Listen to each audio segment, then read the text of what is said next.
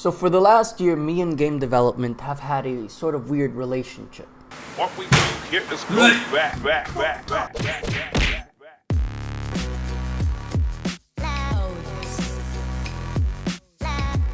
My initial introduction to game development stems from a course I took where I made a shitty Snake game, a 2D top-down thing, and a Minecraft mod. Then I was introduced to Unity. I did a bunch of the recommended tutorials, but then realized, oh, I'm shitty at art. So I took an exquisite course in pixel art. While doing this, I was also developing 2 games in Java with a team.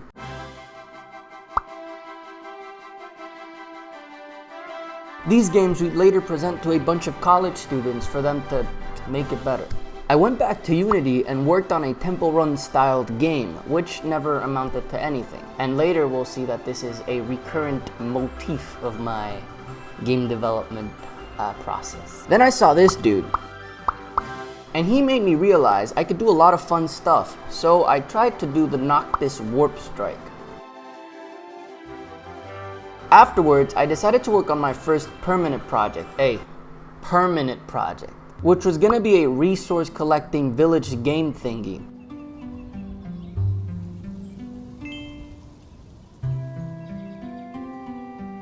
But it never amounted to anything except, of course, knowledge. Finally, there came the great game development achievement of releasing a game. My first game. Which at first, the game was just me messing around with creating a stealth mechanic. But my close friend and the composer of most of my games' music and sound effects was like, no dude, make it a horror game.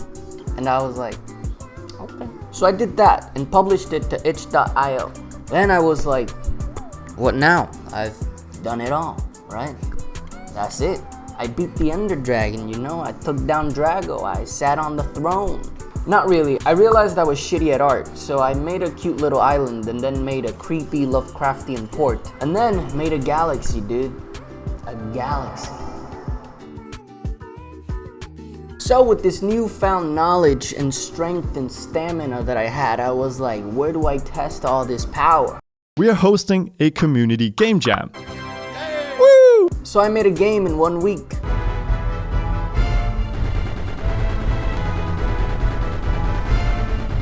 A drone thingy which people even played on Twitch. That's right, I'm famous now. Not really, they mostly complained about my stuff. Weirdly ugly. But the comments were nice. So after that, don't get bored, we're getting close to the good part. After that, since I've always loved beach scenes in games and cinema, I made a beach.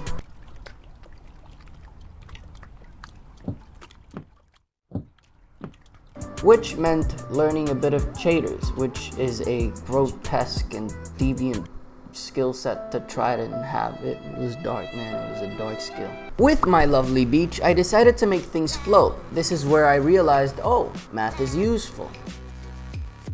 I made a ship float, and then I was like, let's give it cannons. So I gave it cannons, dude. Just like that. Finally, the last thing I've done is make 7 games in 1 week, which took away most of my life source, and I am here by sheer willpower. Currently, I'm working on making one of those games into a mobile game, which I will later sell for that green kush, you know, that vertical S, you know what I'm saying? That thick wallet, you know what I'm saying, dude? Okay, let's continue. I'm also working on the side on doing a Hunger Games simulation thingy where I put NPCs with randomly generated stats to kill each other. That's right, I like making NPCs kill each other. And also, I'm working with cellular automatas, which, spoiler alert, might be what the next video is about. And that's it. Don't leave though, cause this is the part where I'm like, hey, if you enjoyed this video, like it, cause you liked it, dude. And subscribe, cause we're friends now. Bye. That was it. That should not go in the video, but it will.